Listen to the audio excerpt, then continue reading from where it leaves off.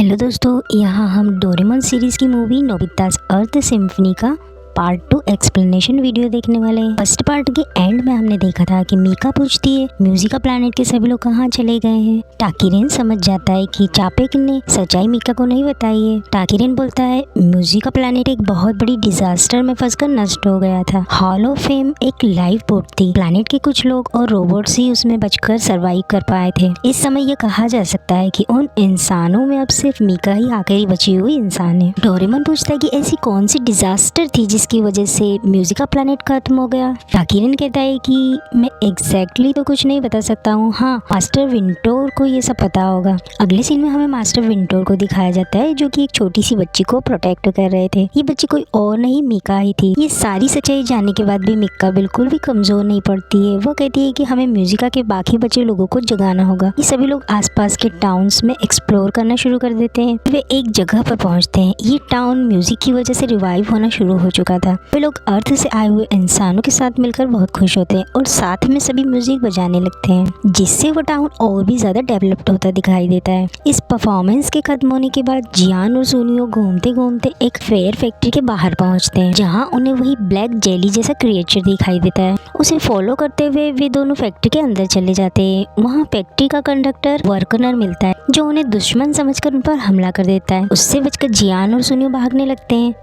वो black creature जो कि अब कहीं ज्यादा मल्टीप्लाइड हो चुके थे, जियान और सुनियो उसे ऑक्टोपस जैसा कोई जीव समझ रहे थे। इन क्रिएचर्स ने दोनों को हर तरफ से घेर लिया था। तभी वहाँ वर्कनर आ जाता है। वह कहता है कि ये नॉइस के पार्टिकल्स हैं और इन्हें सिर्फ म्यूजिक की एनर्जी से ही डिस्ट्रॉय किया जा सकता है। जियान और सुनियो अपना म्यूजिक इंस्ट्रूमेंट्स बजाना शुरू कर देते हैं। कुछ नॉइस पार्टिकल्स तो मेल्ट हो जाते हैं, मगर वे काफी ज्यादा तादाद में थे जिन्हें आसानी से खत्म करना मुश्किल था। अब इन्हें बचाने के लिए वर्कनर जियान और सुनियो को एक पाइप के जरिए फैक्ट्री से बाहर भेज देता है और खुद ही उन नॉइस पार्टिकल का सामना करने लगता है। मगर वे नॉइस पार्टिकल्स आपस में कंबाइन होकर एक विशाल रूप बना लेते हैं और वर्कनर पर अटैक कर देते हैं। उधर नोबिता, शिजुका, डोरेमोन और बाकी लोग जियान और सुनियो की तलाश करने लगते हैं। शिजुका उन्हें बताती है कि अब हमें घर चलना चाहिए क्योंकि कल ही स्कूल की क्लोजिंग सेरेमनी है। डोरेमोन कहता है कि हाँ अब हमें चलना चाहिए क्योंकि हॉल ऑफ फेम तो अब रिवाइव हो चुका है। लेकिन चापेक उन्हें बताती है कि हॉल ऑफ फेम अभी कम्प्लीटली रिवाइव नहीं हुआ है, अभी एक स्विच बाकी है जिसके बारे में हमें मास्टर विंटोर भी बता सकते हैं। अब हमें पता चलता है कि मास्टर विंटोर चापेक का टीचर है और हॉल ऑफ फेम का जनरल मैनेजर भी है।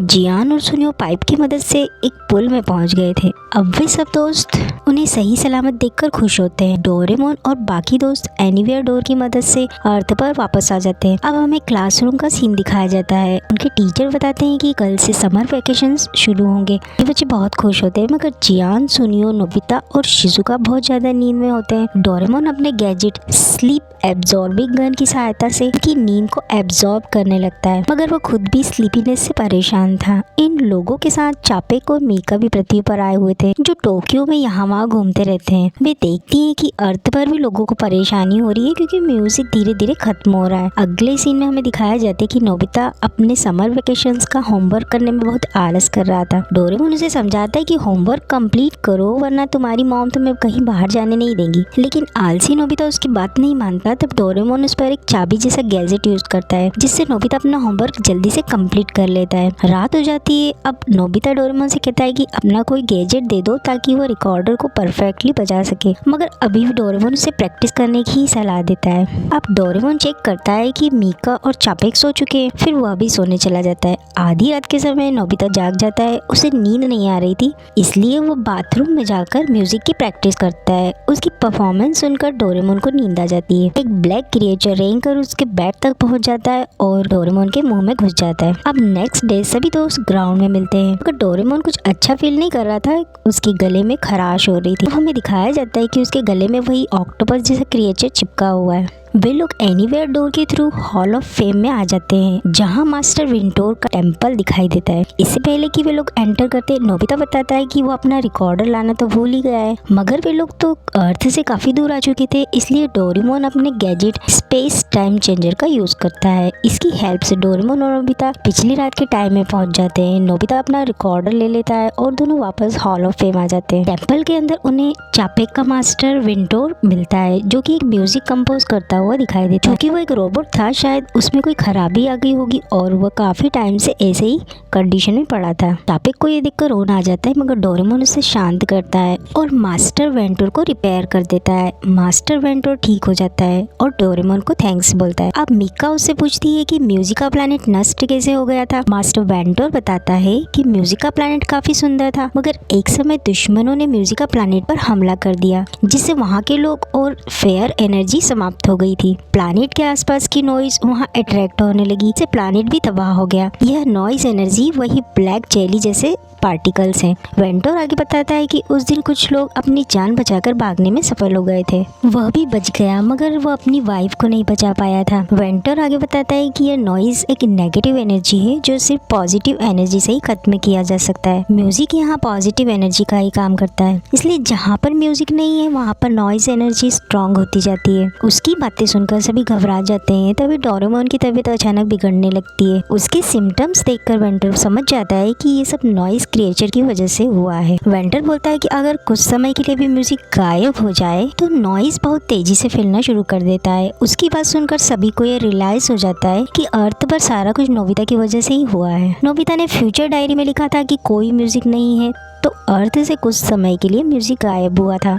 मीनवाइल साइंटिस्ट को एस से जो पार्टिकल्स मिले थे वही नॉइज क्रिएचर्स थे, जिसे रिसर्चर्स अर्थ पर लेकर आ गए थे और इसी वजह से सारी प्रॉब्लम्स पृथ्वी पर शुरू हुई है और ये नॉइज पार्टिकल्स डोरेमोन के मुंह के अंदर घुस गया है। मास्टर वेंटर बताता है कि नॉइज क्रिएचर्स को खत्म करने के लिए उन्हें हॉल ऑफ फेम को पूरी तरह से रिस्टोर करना होगा। अब वे लोग हॉल के मेन स्विच के पास आ जाते हैं। वेंटर बताता है कि इसे रिवाइव करने के लिए हमें म्यूजिका बांसुरी की जरूरत पड़ेगी और इसे म्यूजिका प्लैनेट की लास्ट वॉरियर बजाएगी, जो कि मिका है। मगर इतने साल के बाद कोई नहीं जानता है कि वो बांसुरी कहाँ पर है। वेंडोर इन लोगों को एक और राज की बात बताता है, वो यह है कि मिका की एक जुड़वा बहन भी थी, जिसे दुश्मनों से बचाने के लिए अर्थ पर भेज दिया गया था। ये सब 40,000 साल पहले की बात है। डोरेमोन की तबीयत और भी ज्यादा खराब होने लगती है। अब हम देखते हैं कि नॉइज क्रिएचर्स ने इनके स्पेसशिप पर भी अटैक कर दिया है। इसी तरह अर्थ पर भी नॉइज फैलता जा रहा है और लोगों को परेशानी हो रही है। जैसा कि इस मूवी के स्टार्टिंग में दिखाया गया था कि नोबिता की स्कूल टीचर उन्हें दुनिया के सबसे पुराने म्यूजिक इंस्ट्रूमेंट के बारे में बताती है, जो कि एक बांसुरी है और उसको हंस की हड्डी से बनाया गया है और उसे यूएनओ म्यूजियम में सुरक्षित रखा गया है। यही बात शिजुका को याद आ जाती है और वे सब लोग एनीवेयर डोर के जरिए यूएनओ म्यूजियम आ जाते हैं। यहाँ पर उन्हें एक स्वान बोन फ्लूट मिल जाती है, मगर दिक्कत यह थी कि ये कंफर्म नहीं है कि यही वो बांसुरी म्यूजिका फ्लूट है। तो डोरेमोन अपना एक गैजेट निकालता है जिसकी हेल्प से उस बांसुरी की हिस्ट्री को जाना जा सकता था। जब वे लोग उस फ्लूट की मेमोरीज को देखते हैं तो हमें पता चलता है कि एक लड़की बांसुरी बजा रही होती है। उसको देखकर एक लड़का मरी हुई एक स्वान की हड्डी से एक बांसुरी बना लेता है और उस लड़की के पास आकर फ्लूट बजाने लगता है। ये दोनों में दोस्ती हो जाती है। अब वे बड़े हो जाते हैं, इनका एक बेबी भी होता है और इसी तरह से मिका की सिस्टर की बांसुरी पीढ़ी दर पीढ़ी पास ऑन होती रहती है। अब वे लोग समझ जाते हैं कि म्यूजियम में जो बांसुरी रखी है वो म्यूजिका फ्लूट नहीं है। बांसुरी की मेमोरीज में वे देखते हैं कि मिका की सिस्टर एक लोरी गा रही थी। सुनियो को ये धुन सुनकर कुछ याद आ जाता और वो कहता है कि ये धुन उसने फेमस सिंगर मीना को गाते सुना है। अब हम देखते हैं कि मीना काफी पॉपुलर सिंगर है जो अभी वर्ल्ड टूर पर है, जो फिलहाल जापान में ही है। वो अपने कमरे में बैठी हुई थी, तभी मिका उसे मिलने आ जाती है और मीना उसे देखकर सरप्राइज्ड होती है। मिका उसे कहती है कि वो एक प्राचीन बांसुरी को ढूंढने आई है। मीना उसे अपनी बांसुरी दिखाती है जो उसकी दादी ने उसे दी थी जब वो जर्मनी में थी। मिका कुछ समय के लिए वो बांसुरी उससे मांगती है, तब मीना उसे अपना कोई फैन समझकर उसे वो बांसुरी दे देती है। अब मिका वापस डोरेमोन, नोबिता और बाकी दोस्तों के पास आ जाती है। शिजुका कहती कि विश्वास नहीं होता कि पॉपुलर सिंगर मीना म्यूजिका प्लैनेट की वंशज है। अब तक डोरेमोन पूरी तरह से बंद पड़ जाता है। ये सभी लोग डोरेमोन के साथ एक मैदान में आ जाते हैं। मिका डोरेमोन को ठीक करने के लिए बांसुरी बजाती है, मगर वो देखती है कि इस बांसुरी का एक पार्ट मिसिंग है। इसी वजह से डोरेमोन ठीक नहीं हो पाता है। सुनियो कहते हैं कि नॉइज स्पॉट्स को सिर्फ म्यूजिक से ही खत्म किया जा सकता है। शिजुका कहती है कि क्यों ना हम सभी साथ में म्यूजिक प्ले करें। सभी लोग अपने अपने इंस्ट्रूमेंट्स बजाते हैं, मगर हर कोई सिर्फ अपनी मर्जी की धुन बजाने लगता है, इसलिए सामंजस्य टूट जाता है और वो परफॉर्मेंस फेल हो जाती है। जियान और सुनियो इसके लिए नोबिता को ब्लेम करने लगते हैं और शिजुका उन्हें डांटती है, जिससे काफी अनकंफर्ट माहौल बन जाता है। जियान नोबिता को रिकॉर्डर प्ले करने से मना करता है। नोबिता चिल्लाने लगता है कि मैं भी डोरेमोन को ठीक करना चाहता हूँ, मैं भी म्यूजिक प्ले करना चाहता हूँ। फिर वो रिकॉर्डर बजाना शुरू कर देता है। शिजुका और बाकी लोग पहले खुद को शांत करते हैं, फिर नोबिता की धुन के अकॉर्डिंग ही म्यूजिक प्ले करना शुरू कर देते हैं। मिका भी गाना शुरू कर देती है। आखिरकार नॉइस स्पोर्स डोरेमोन के मुंह से बाहर निकल जाता है और डोरेमोन नॉर्मल हो जाता है। नोबिता डोरेमोन को ठीक देखकर काफी खुश होता है। उसी तरह से डोरेमोन भी नोबिता के लिए प्राउड फील करता है क्योंकि उसने काफी अच्छा रिकॉर्डर बजाया था। शिजुका, जियान और सुनियो के एक लेवल और इंक्रीज हो जाता है और वे वर्चुओसो बन जाते हैं। वहीं नोबिता का भी एक लेवल अप हो जाता है। इसके बाद सभी लोग अर्थ की रक्षा के लिए दोबारा हॉल ऑफ फेम जाने लगते हैं। नॉइस के जो पार्टिकल्स यानी नॉइस स्पोर्स थे कंबाइंड होकर एक विशाल रूप ले लेते हैं और रोबोट्स पर अटैक कर देते हैं। इन्हें कंट्रोल करने के लिए जियान और सुनियो म्यूजिक बजाने लगते हैं। वही डोरेमोन अपने गैजेट वॉइस सिग्नल का यूज करके नॉइस स्पोर्स को कमजोर बना देता है। मिका बांसुरी लेकर मैन स्विच की तरफ आ जाती है। नोबिता भी उसकी हेल्प के लिए उसके साथ आता है। मिका की बांसुरी बजाने से हॉल ऑफ फेम धीरे धीरे रिस्टोर होना शुरू होता है, लेकिन म्यूजिक का बांसुरी का एक पार्ट मिसिंग था और एक स्वर भी गायब था। इसी वजह से म्यूजिक कंप्लीट नहीं होता है। एक ह्यूज नॉइस स्पोर पीछे से मिका की तरफ हमला करने आ जाता है, कि नोबिता उसे बचा लेता है। अब नोबिता अपना रिकॉर्डर बजाना शुरू कर देता है ताकि नॉइस स्पोर को खत्म किया जा सके, मगर उससे वही बेसुरी धुन बजने लगती है। लेकिन किसी कारण से हॉल ऑफ फेम का मेन स्विच नोबिता की साउंड की वजह से रिस्टोर्ड हो जाता है। हर तरफ म्यूजिक फैलने लगता है। अब मास्टर वेंटोर सभी रोबोट्स को एड्रेस करता है और उन्हें बताता है कि हॉल ऑफ फेम के बाद अब हमें अर्थ को बचाना है, और अब वो 5 वर्चुओसोस को प्रेजेंट करता है। ये 5 वर्चुओसो कोई और नहीं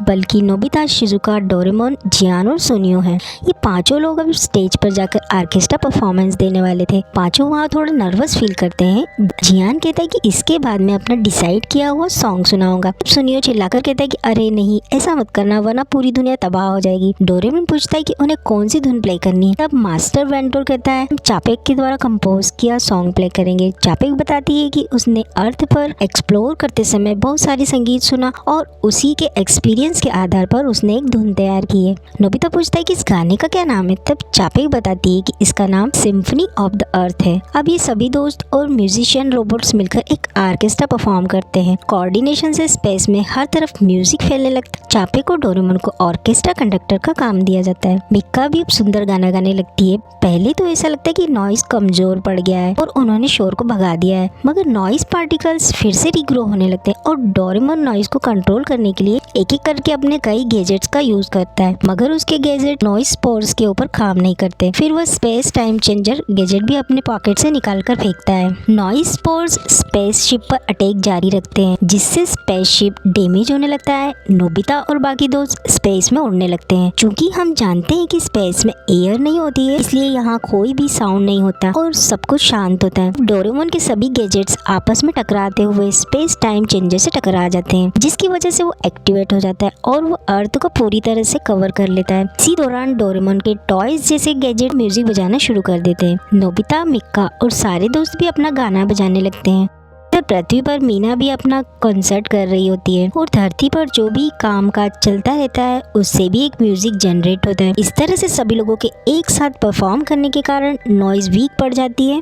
आखिरकार वो खत्म ही हो जाता है। पूरी दुनिया में म्यूजिक एनर्जी की शाइन फैलने लगती है। डोरेमोन सोच में पड़ जाता है कि स्पेस में साउंड कैसे होने लगा था। तभी उसका गैजेट स्पेस टाइम चेंजर उसके ऊपर आकर गिरता है। डोरेमोन समझ जाता है कि उसके गैजेट्स की वजह से ये सब कुछ पॉसिबल हुआ है। स्पेस का कुछ पार्ट और अर्थ नोबिता के बाथ टब में अभी भी फ्लोट कर रहा है। ये सब इसलिए हुआ क्योंकि जब नोबिता अपना समर वेकेशन होमवर्क कर रहा था तो जल्दबाजी में डोरेमोन की फ्यूचर डायरी को अपनी डायरी समझकर वो उसमें लिख देता है कि आज हम सभी लोगों ने साथ में मिलकर नहाया और मजा आया। अब अगले सीन में हमें दिखाया जाता है कि नोबिता स्कूल के लिए लेट हो रहा था। नोबिता अपना रिकॉर्डर इंस्ट्रूमेंट लेना भूल गया था, मगर डोरेमोन उसे याद से ले आता है, जो वो नोबिता को दे देता है। स्कूल जाते समय नोबिता आसमान की तरफ देखता है क्योंकि उसे मिक्का की याद आ रही थी। मिक्का भी इर्द की तरफ देखती है क्योंकि उसे भी नोबिता की याद आ रही थी। तभी वहाँ चापेक आती है जो काफी खुश दिखाई दे रही थी। चापेक उसे बताती है कि जब हम सभी और अर्थ से आने वाले दोस्त नॉइस को खत्म करने के लिए म्यूजिक बजा रहे थे तो ये म्यूजिक एक दूसरे स्पेसशिप पर भी पहुंच रहा था। फिर उन्होंने भी हमें सिग्नल भेजे जो हम तक पहुंच गए हैं। जब म्यूजिक का तबाह हो रहा था तब ये शिप भी बचकर निकल गया था। इसका मतलब है कि म्यूजिका प्लैनेट के और लोग भी हैं जो जिंदा हैं। मिक्का उसकी बात सुनकर सरप्राइज्ड होती है और काफी खुश भी होती है और वो नोबिता और बाकी फ्रेंड्स को धन्यवाद करती है। नोबिता को वो अपना बिग ब्रदर कहती है। उधर नोबिता भी स्कूल पहुंचने ही वाला था। समर वेकेशंस खत्म हो चुके थे। नोबिता की क्लास का ऑटम म्यूजिक परफॉर्मेंस चल रहा था। सारे पेरेंट्स भी वहाँ मौजूद होते हैं। सारे बच्चे स्वान एट्यूड नाम का एक परफॉर्मेंस दे रहे थे। नोबिता भी काफी अच्छे से फ्लूट प्ले कर रहा था। इसी के साथ ही मूवी यहाँ एंड हो जाती है। तो फ्रेंड्स, डोरेमोन और नोबिता की यह म्यूजिकल स्टोरी आपको जरूर अच्छी लगी होगी। प्लीज़ चैनल को सब्सक्राइब ज़रूर कर लेना। Thank you for watching.